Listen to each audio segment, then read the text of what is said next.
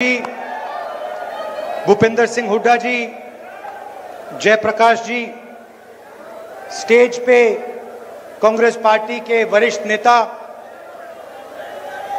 भाइयों और बहनों और कांग्रेस पार्टी के हमारे प्यारे कार्यकर्ताओं, भैया भैया ब्रदर थोड़ा पीछे आ जाओ भैया।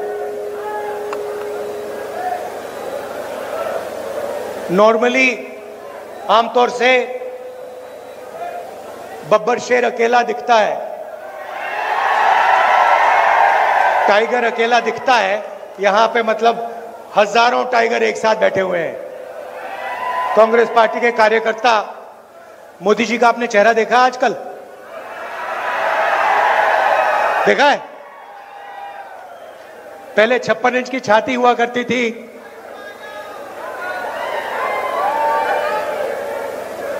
अब पहले 56 इंच की छाती, अब कहते भैया मैं नॉन बायोलॉजिकल हूं, मेरा तो सीधा भगवान से रिश्ता है, डायरेक्ट कनेक्शन है। पैनिक में आ गए, घबरा गए। जब आदमी घबराता है, उल्टी सीधी बात बोलता है। हिंदुस्तान के प्रधानमंत्री सबको कह रहे हैं कि भैया आप लोग बायोलॉजिकल, पूरा Hindustan biological, Narendra Modi non biological. आप लोग एक दूसरे से बात करो, नरेंद्र मोदी सीधे भगवान से बात करेंगे।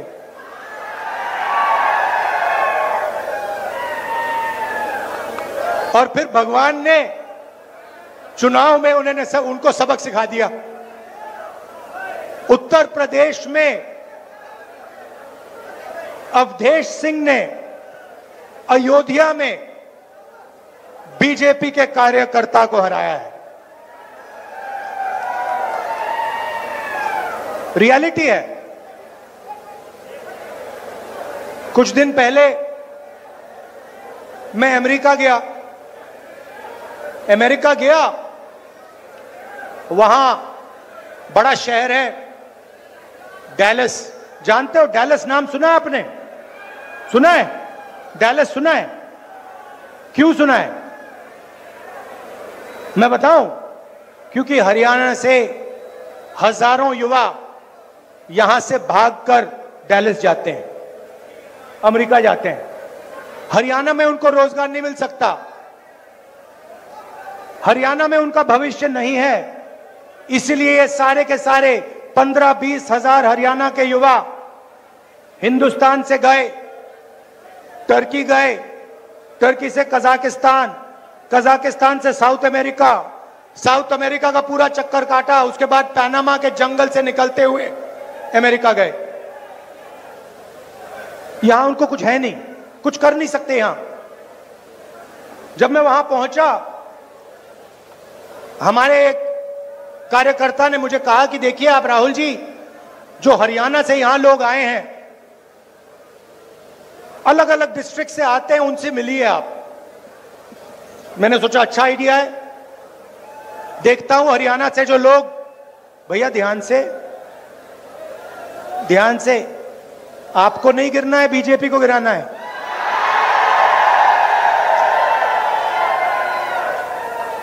जोश बहुत है अंदर, आज फुल है,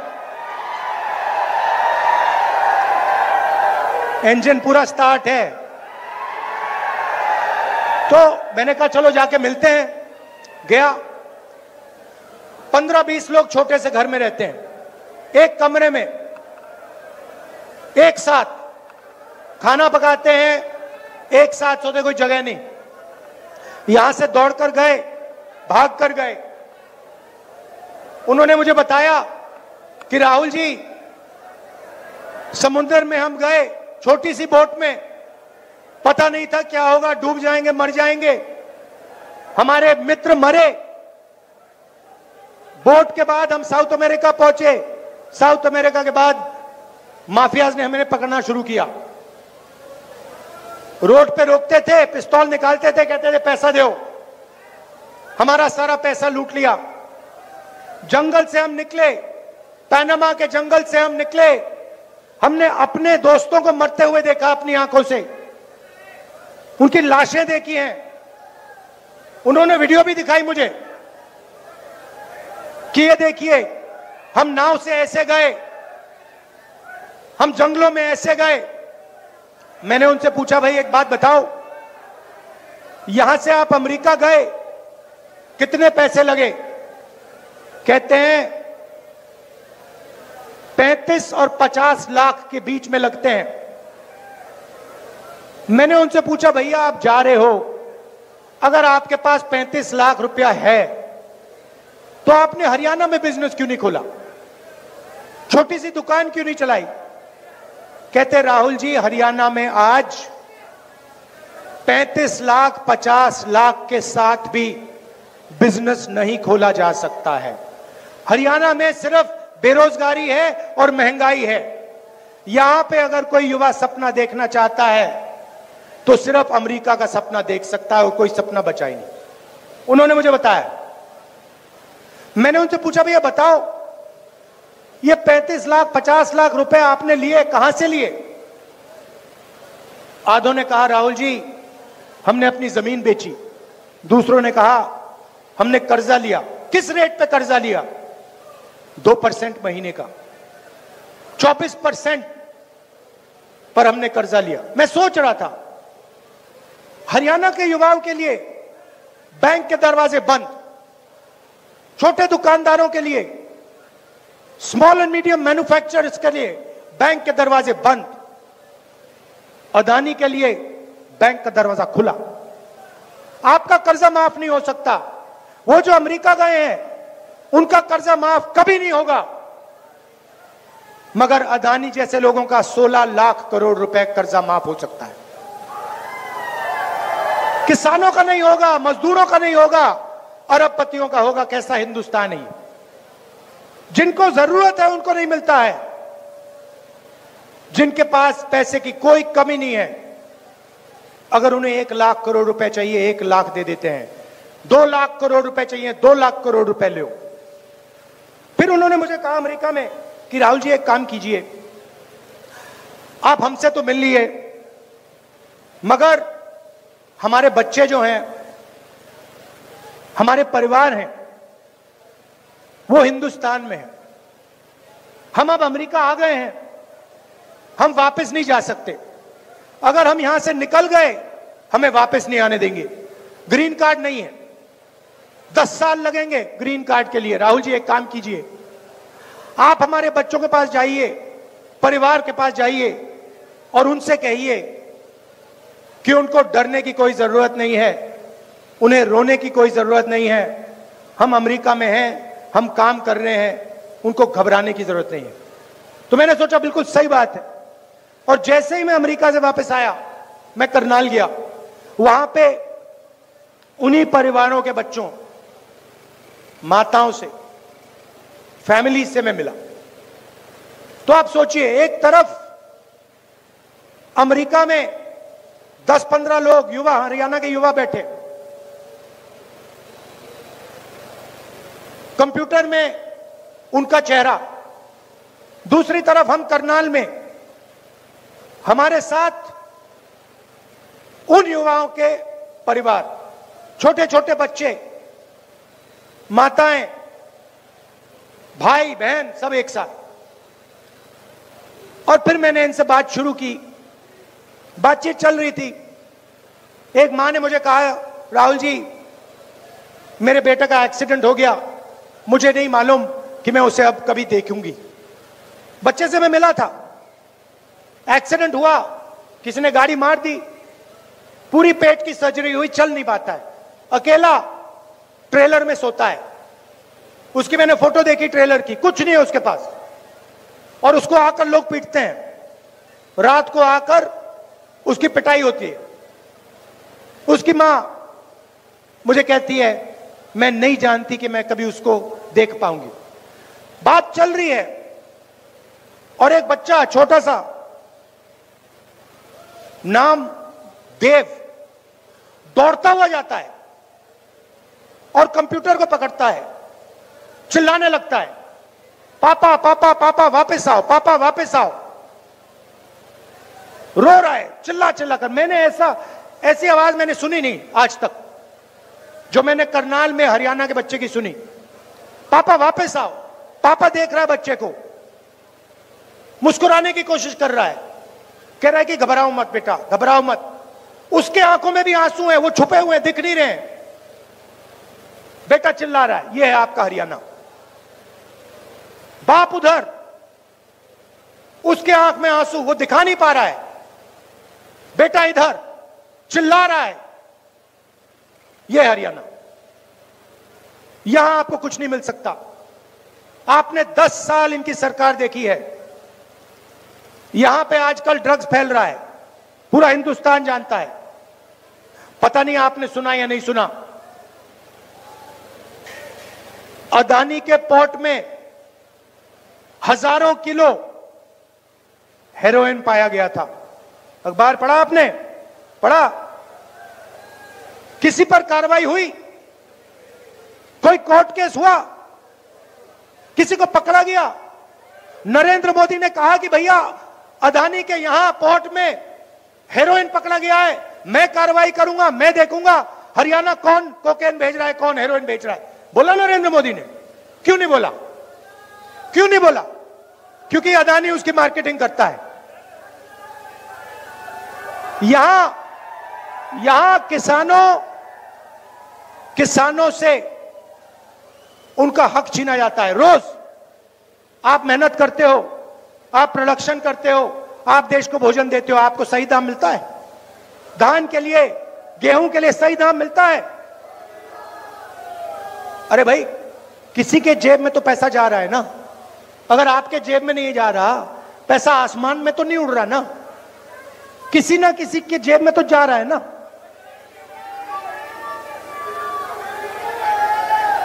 स्टोरेज टर्मिनल उसके, कोल्ड चेन उसकी, अंबानी के डिपार्टमेंट स्टोर,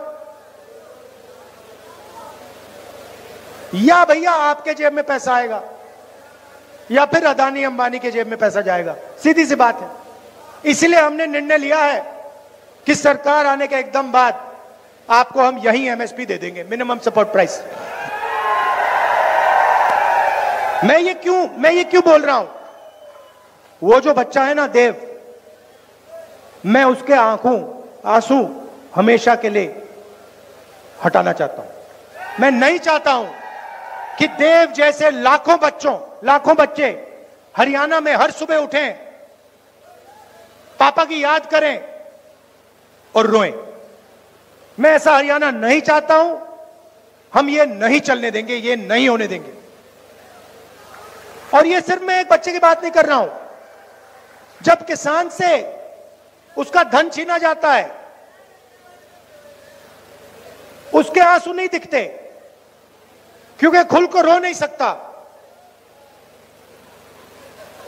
मर जाएगा, इंसेक्टिसाइड पी जाएगा हिंदुस्तान का किसान, मगर आंसू नहीं निकलेंगे। यह सच्चाई है। हरियाणा के किसान को मैं जानता हूं, आपके साथ मैंने खेती की है हरियाणा में, मैंने देखा है क्या हो रहा है। हरियाणा का किसान नहीं रो सकता है, छुपाने पड़ते हैं आंसू, बच्चे रोते हैं, भूख लगती है बच्चे रोते हैं। ऐसा हमें नहीं चाहिए हरियाणा। और जहां भी देखो उन्हीं लोगों को फायदा होता है। एयरपोर्ट देखो अदानी, बंबई का एयरपोर्ट, लखनऊ का एयरपोर्ट, सारे के सारे एयरपोर्ट अदानी। मोबाइल फोन चलाओ अंबानी। पोर्ट्स को देखो अदानी। अब ये खेती में आना चाह रहे हैं। ये जो काले कानून है इन्हीं दोनों के लिए बनाए गए हैं। गलतफहमी में मत होइए। जीएसटी इन दोनों के लिए बनाया गया है, नोटबंदी इन दोनों के लिए बनाया गया है। दो मेन है, इनके पीछे 10-15 और है, अरबपति हैं। जो भी सपना इनको देखना ये देख सकते हैं। आपने शादी देखी इनकी? शादी देखी अंबानी की बेटे की? देखी? करोड़ों रुपए ऐसे ही फेंको। कोई अमेरिका से आके डांस कर रहा है, कोई बॉलीवुड से आके नाच गाना चल रहा है, हिंदुस्तान देख रहा है, देखता जा रहा है। अयोध्या में वो हारे क्यों?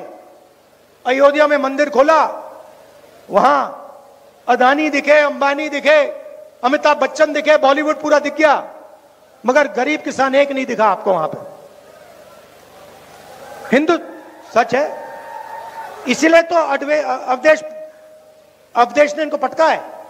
अवधेश वो है वहां का एमपी, अवधेश कुमार, जो अयोध्या में जीता है। इसीलिए तो जीता है कि पूरा हिंदुस्तान देख रहा, भैया आपने राम मंदिर खोला, सबसे पहले आपने राष्ट्रपति से कहा कि भैया आप आदिवासी हो, आप तो अंदर आ ही नहीं सकती, अलाउ नहीं है आपको। उसके बाद अमिताभ बच्चन को बुला लिया, अदानी को बुला लिया, अंबानी को बुला लिया, किसी एक मजदूर को नहीं आने दिया। आपने किसी बढ़ई को देखा, किसान को देखा, मजदूर को देखा? कोई नहीं। डांस गाना चल रहा है, प्रेस वाले हाय हाय हाय कर रहे हैं, नाच गाना चल रहा है, डांस चल रहा है, पूरा हिंदुस्तान डांस कर रहा है।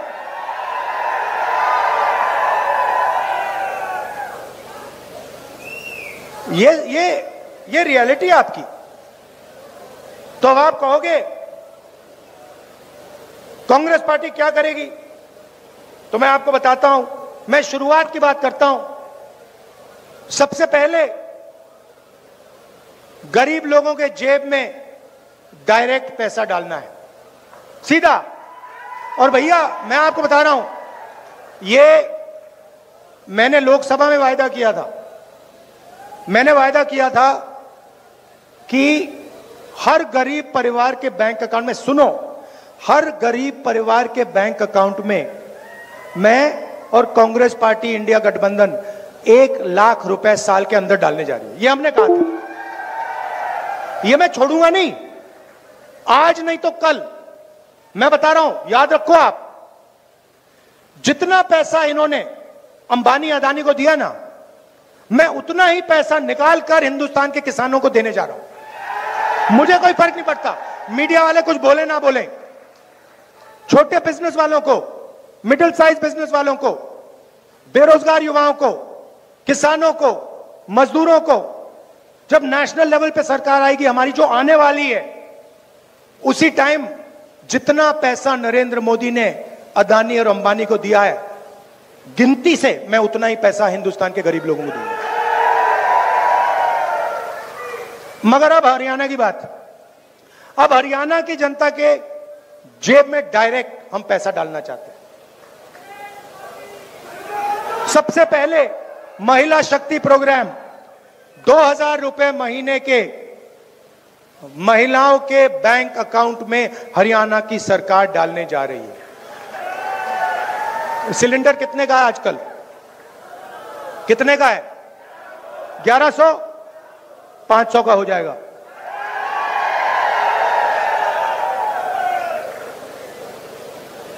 पुरानी पेंशन स्कीम ये इन्होंने आपसे छीनी, हम ये आपको वापस देने जा रहे हैं।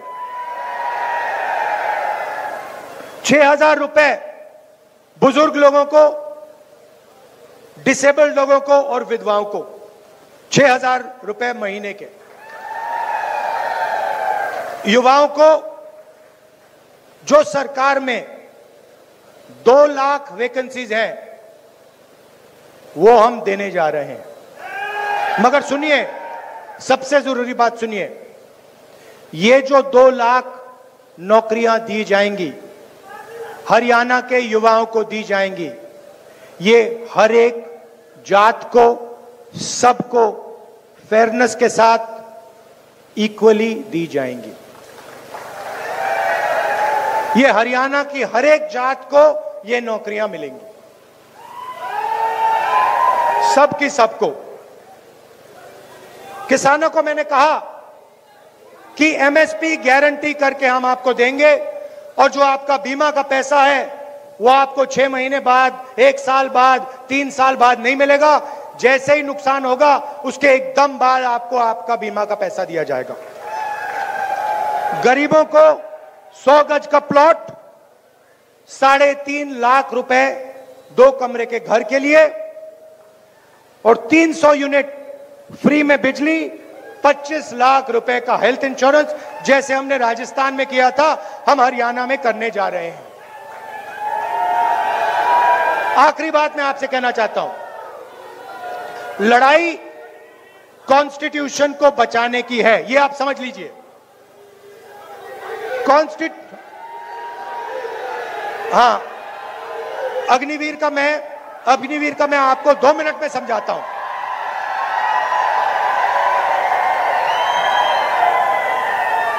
देखिए ना, फिर से मैं देव की बात करता हूं। वो बच्चा जो रो रहा था, वो क्यों रो रहा था? वो इसलिए रो रहा था क्योंकि उसको पिता के लिए जो भी रास्ते थे, रोजगार के जो भी रास्ते थे, उन सब को नरेंद्र मोदी ने बंद किया है। एक के बाद एक जो भी रास्ते देव के पिता के लिए खुले थे, उन सब को नरेंद्र मोदी जी ने, अंबानी ने, अदानी ने और अमित शाह ने बंद किए हैं। सबसे पहला दरवाजा रोजगार का था। छोटे बिजनेसेस चलाने में, एंटरप्रेन्योरशिप करने में, छोटी छोटी फैक्ट्री, मिडिल साइज फैक्ट्री में रोजगार मिलता था। नोटबंदी की, जीएसटी, गलत जीएसटी लागू की और हिंदुस्तान के सारे जो छोटे बिजनेसेस थे खत्म कर दिए। और कोविड के समय अरबपतियों को पैसा दिया, उनको बचा दिया, और जो छोटे छोटे दुकानदार थे, स्मॉल बिजनेस वाले थे, उन सबको खत्म कर दिया, कुछ नहीं दिया उनको। तो रोजगार का रास्ता बंद कर दिया। उसके बाद पब्लिक सेक्टर का रास्ता था देव के पिता के पास, वो पब्लिक सेक्टर में जा सकता था, वो भी बंद कर दिया। कहा नहीं भैया, हम सारा का सारा प्राइवेटाइज कर रहे हैं। सरकार में नौकरी ले सकता था, 2 लाख नौकरियां खुली हैं, वो नहीं दी उसको। और फिर अगर देव के पिता आर्मी में जाना चाहते, कहते कि ठीक है और कुछ बचा नहीं, मैं जाके सेना में जाके हिंदुस्तान की सेवा करता हूं, वो भी रास्ता छीन लिया, अग्निवीर लागू कर दिया और वो भी रास्ता बंद कर दिया। तो इसीलिए वो अमेरिका गया है और इसीलिए उसका बेटा यहां रो रहा है। ये प्लान करके किया गया है, ये गलती से नहीं हुआ है। ये सारे के सारे रास्ते जानबूझ के बंद किए जा रहे हैं। क्यों? क्योंकि अंबानी और अदानी जैसे लोग चाइना का माल हिंदुस्तान में बेचना चाहते हैं। फायदा किसको होगा? चाइना को, चाइना के युवाओं को, अदानी को, अंबानी। और मार्केटिंग किसकी होती है? मोदी। चेन समझो, मोदी जी को बैठा रखा है, प्राइम मिनिस्टर बना दिया। किसने बनाया? मीडिया ने बनाया। 24 घंटा उनका चेहरा दिखा के। मीडिया कौन चलाता है? अंबानी अदानी जैसे लोग। अदानी और अंबानी जैसे लोगों ने मोदी को क्यों बैठाया?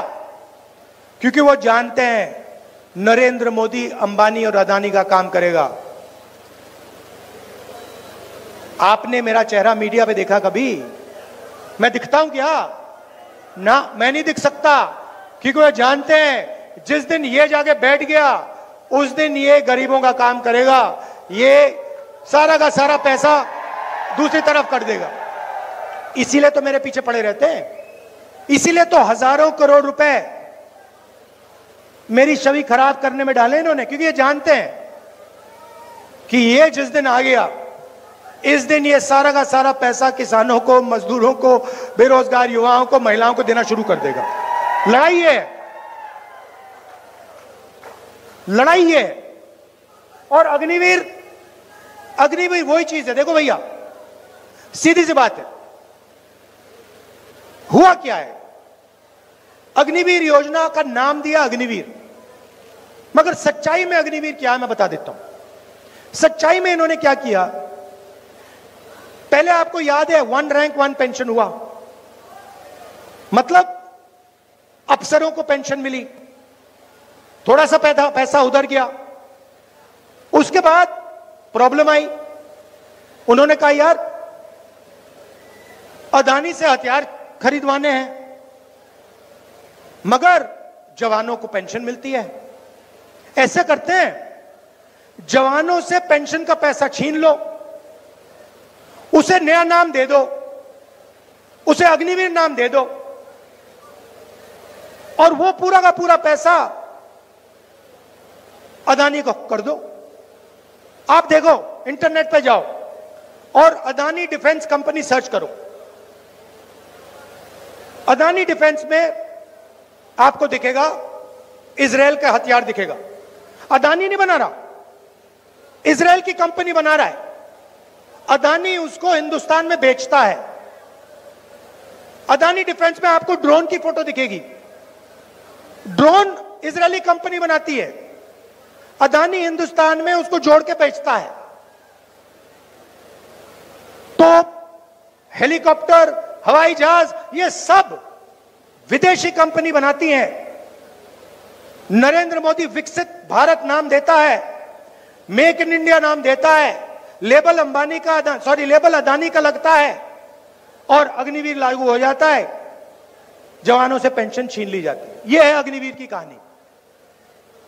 तो अब क्या होगा? अब हिंदुस्तान का जवान जाएगा बॉर्डर पे, इस साइड अग्निवीर, इस साइड अग्निवीर, इस साइड अग्निवीर, बीच में एक जवान। और जो अग्निवीर राइफल लिए चाइना के बॉर्डर पे खड़े होंगे, वो देखेंगे, कहेंगे यार हमें ना पेंशन मिलती, हमें ना कैंटीन मिलेगी, हमें ना शहीद का दर्जा मिलेगा, ये जो व्यक्ति खड़ा है इसको मिलेगा, हमें नहीं मिलेगा। आप सोचो हिंदुस्तान की फौज का मोराल का क्या होगा, हिंदुस्तान का जवान क्या सोचेगा। जो पहले सेंटर हुआ करते थे ना, जहां पे आर्मी की टेस्टिंग होती थी, वहां जाके देख लो, खाली पड़े हैं।